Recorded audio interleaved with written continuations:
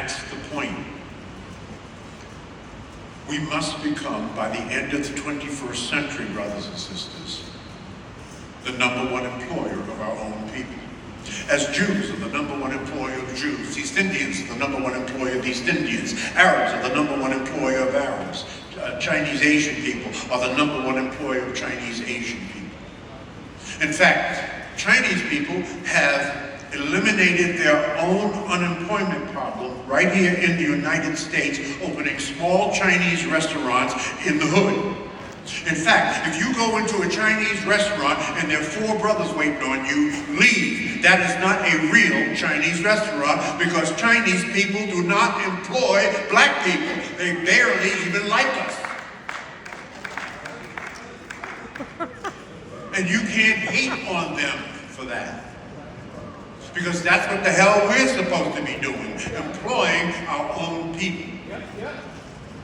Get a good education and create a job. Create a job for yourself, create a job for your children, and create jobs for our people. That is why business is so important. So, at 3.7 million black-owned businesses in America, the highest ever in the history of our people in this country, we're moving in the right direction. Now, that's the upside.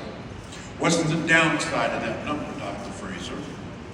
Of the 3.7 million black-owned businesses in America, only 161,000 of those businesses employ anybody. The rest of those businesses, how about 3.5 million of those businesses, are sole proprietorships.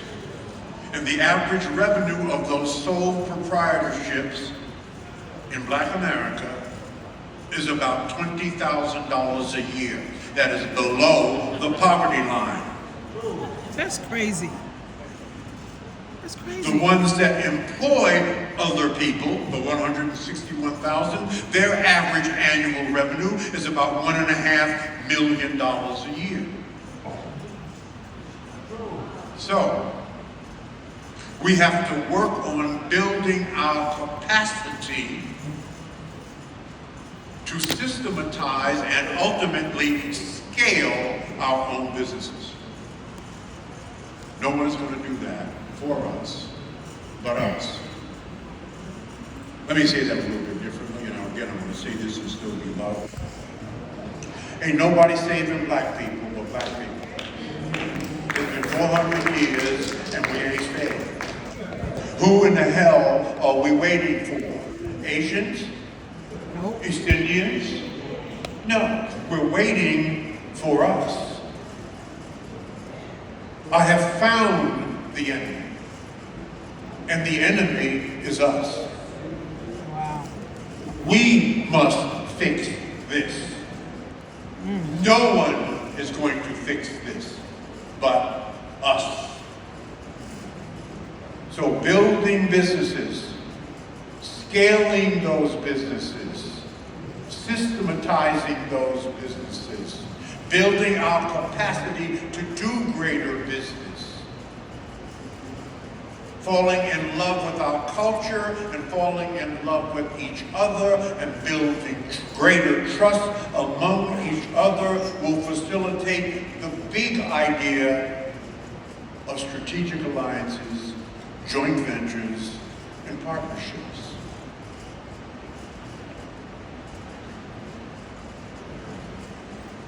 How do you build capacity, Dr. Fraser? Well, it's not rocket science.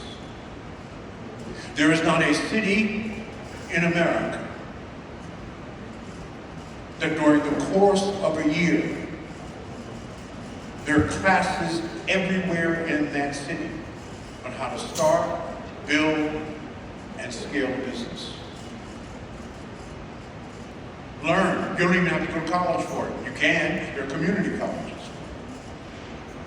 Now, unfortunately, in our culture, you cannot get a degree in entrepreneurism or entrepreneurship in a historically black college. I'm going to change that. There are 350 white universities in America where you can actually get a degree in entrepreneurism. but not on a historically black college. Wow. That needs to change. Wow. It beats getting a degree in, let's say, psychology. Psychology. Go to classes, go to workshops, go to the websites, go to the government websites, go to the federal government, the state government, the county government, the city government, learn what the rules are and learn what the bids are.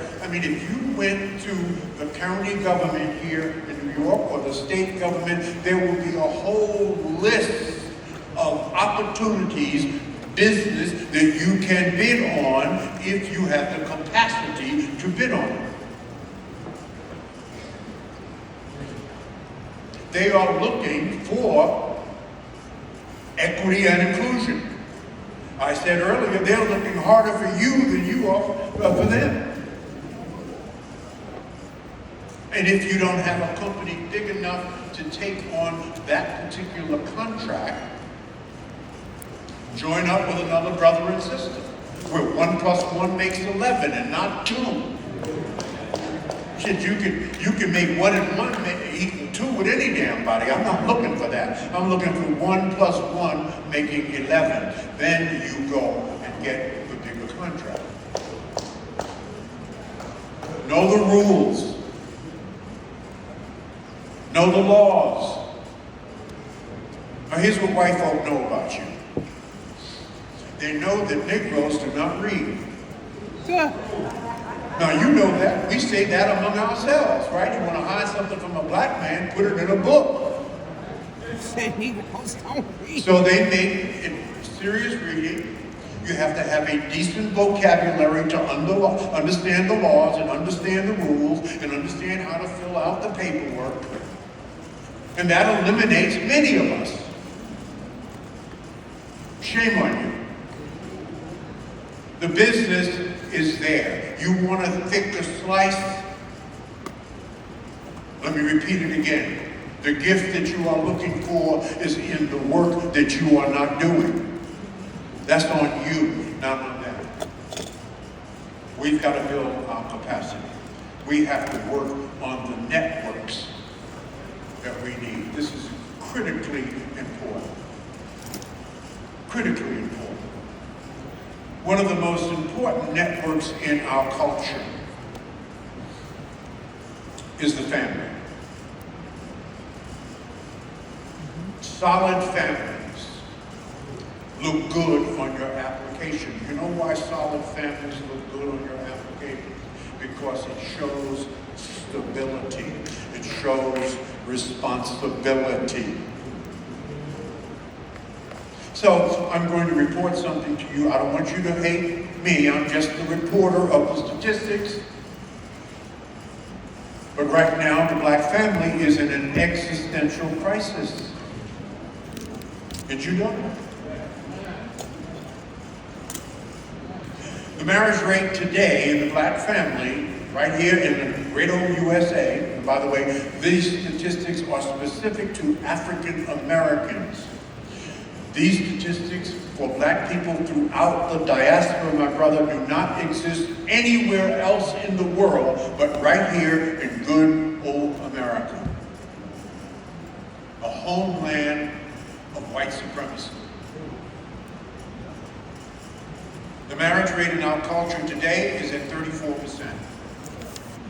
When I was growing up as a kid in Brooklyn, New York, it was 85%. Wow. Wow. 71% of our women are not married, 29% of them will never get married. 63% of our men are not married, 34% of our men will never get married. 72% of our children are born out of wedlock, and 80% are raised in a single-parent household, principally by a black woman. Without couples, you have no families. Without families, you have no community. Without community, you have no tradition. Without tradition, you have no culture.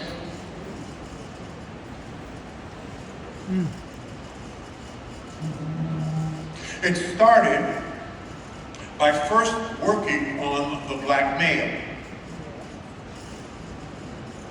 to be, according to USA Today, study on the most liked people in America.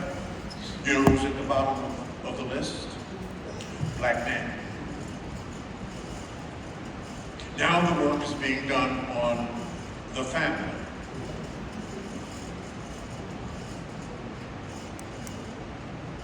Now, you don't think that's important? It is important. There is no culture in the history of humankind. Listen to me now. There is no culture in the history of humankind that has risen to maximize their full cultural potential without family at the center of that culture.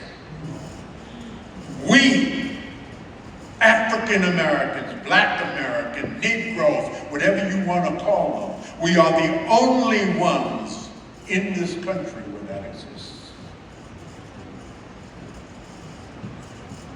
Does it have an economic impact?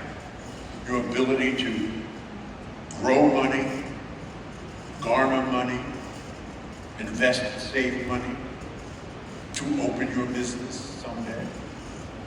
Yeah. Let me give you the raw statistics on that. The U.S. Census Bureau puts out every 5 years household median income by culture. Household median income by culture. Now, guess which cultural group was number one for 350 years? White people. 350 years, they were number one. They're no longer number one. They're number three. Household median income by cultural group juxtaposed to marriage rate. Number one, East Indians, $124,000 a year. Marriage rate, 94%. Second are Chinese Asians. Annual household median income, $109,000 a year. Marriage rate, nearly 70%. Third are white people. Household median income, $81,000. Marriage rate, 57%. Fourth are Latinos or Hispanics, $63,000 a year, marriage rate nearly 70%. And at the bottom are Black people. Household median income, $53,000 a year, marriage rate 34%. Now, Ray Charles can see that correlation. Do you see that there is a correlation between two working on the family and its wealth and income and one? Yes, it's crazy. That's on you. You are responsible for that. We must fix that. So what is my advice to brothers and sisters who are picking their loved ones till death do they part? If you can't build with them, don't chill with them. 100%. Now that's a whole freaking speech by itself. There's another lecture I give on the toxicity between Black men and Black women and the ultimate result of that toxicity. We don't have enough time for that. I just gave you the bottom line. If you can't build with them, don't chill with them. The most important decision that you will make in your freaking life, in case no one has told you, will be your life partner. Screw that up 3 or 4 times and see how your life looks. Now, how do I know, Dr. Fraser? I've been married to the same sister for 51 years. Woo! That's a half a century plus. And I ain't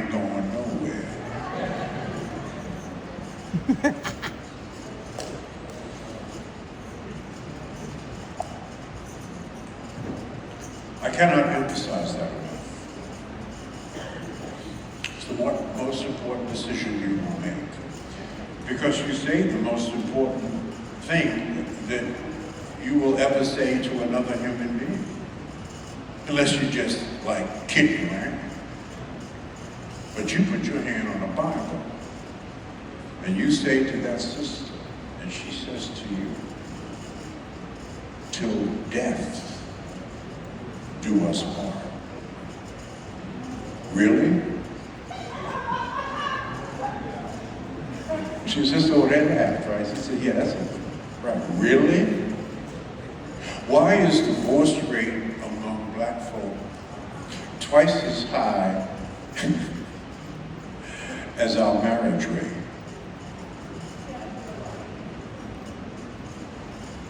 We are out of line, brothers and sisters, with what God wants for us. Things have changed, and we must fix this. There's 7 mistakes. I don't have time to give the whole talk. I'm limited to about 40, 45 minutes. The 7 mistakes that we make when we attempt to network and to build relationships. There are 4 pillars that we must abide by if we are going to build wealth. One of them is marriage.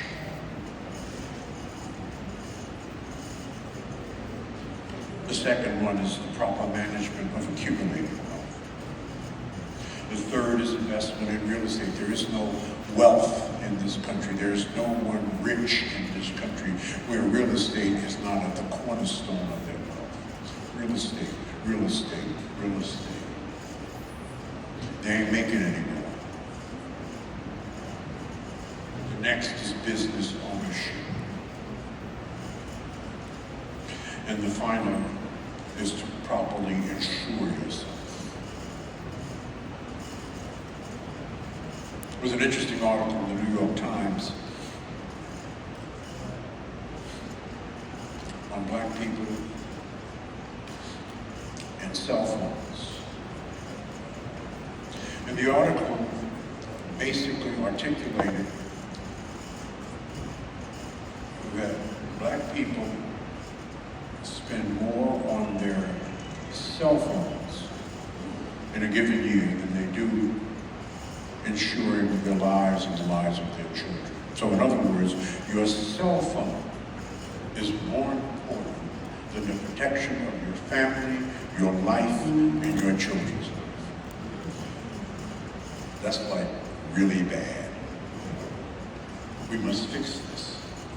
And again, no one's going to fix this but us. I started by saying that there's 7 mistakes that we make, and don't make these mistakes. And again, this is an entire talk that I give, but I don't have time to give it. I'm just going to give you sort of a flyby on it because we don't have the time. What are those 7 things? What are the biggest mistakes that we make? I'll start with number 7.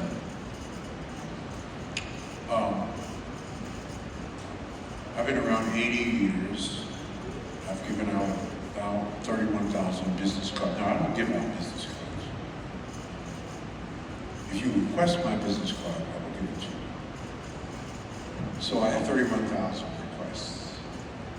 And people used to say to me, Dr. Fraser, aren't you afraid that so many people have, so many black folks have your business card that they're going to bug the hell out of you? And I said, no. I'm not afraid at all. Because here's what I know about black people, because I lived long enough to learn this.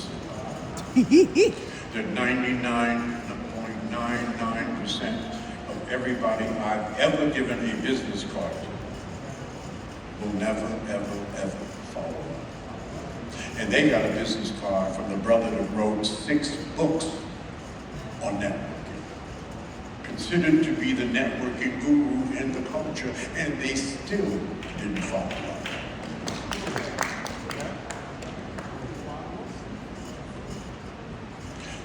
So, piece of advice, the fortune is in the follow-up. Follow-up. Follow-up. What's another mistake that we make?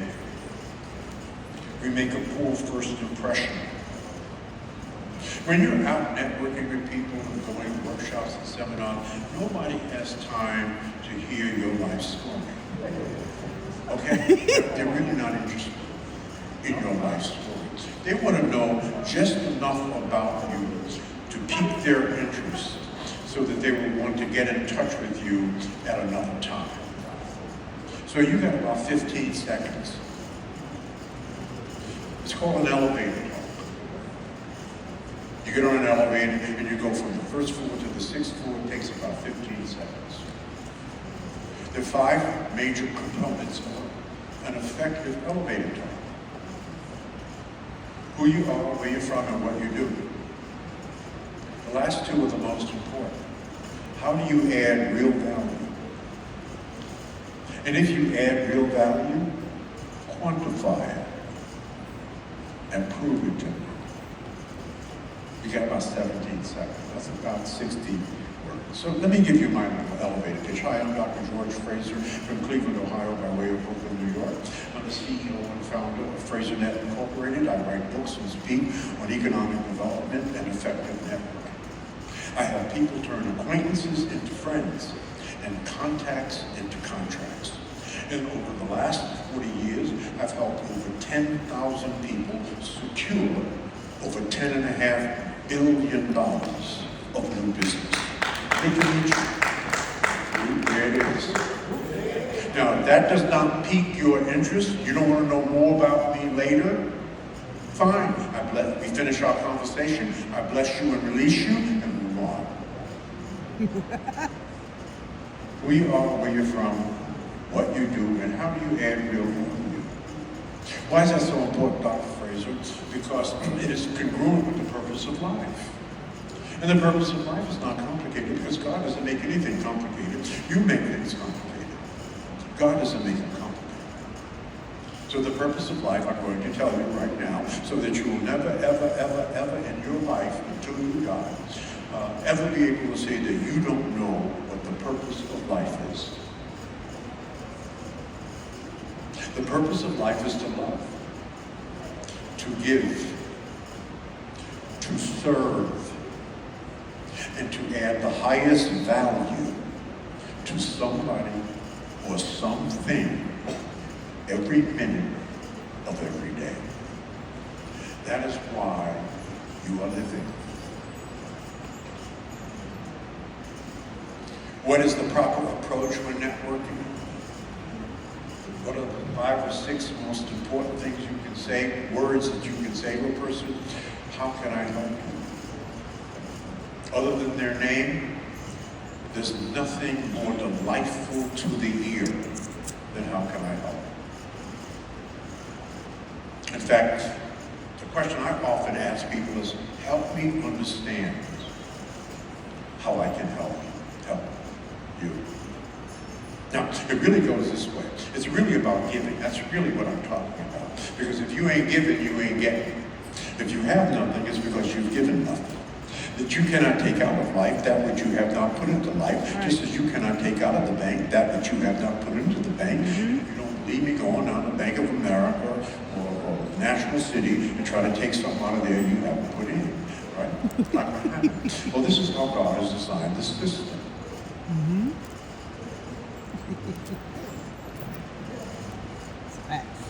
As you give, so when I say help me understand how I can help you, the real equation is help me, help you, help me. Every time I give, I am investing into the giving bank of life. And what God has done for us, He has designed it in such a way that it is impossible to give and not get. That's just how it works. You want a thicker slice? You've heard this sentiment. They're all saying, it's better to give than to receive. It's true. I have led an 80-year life of giving. And that's why I am wherever I am. So give until it hurts, and then give until it feels good. It's impossible to fail. I'll close with a couple of things. Dr. Fraser, will there be obstacles as I live my life? The answer to that, we're asking your brother in the hood, would be, oh hell to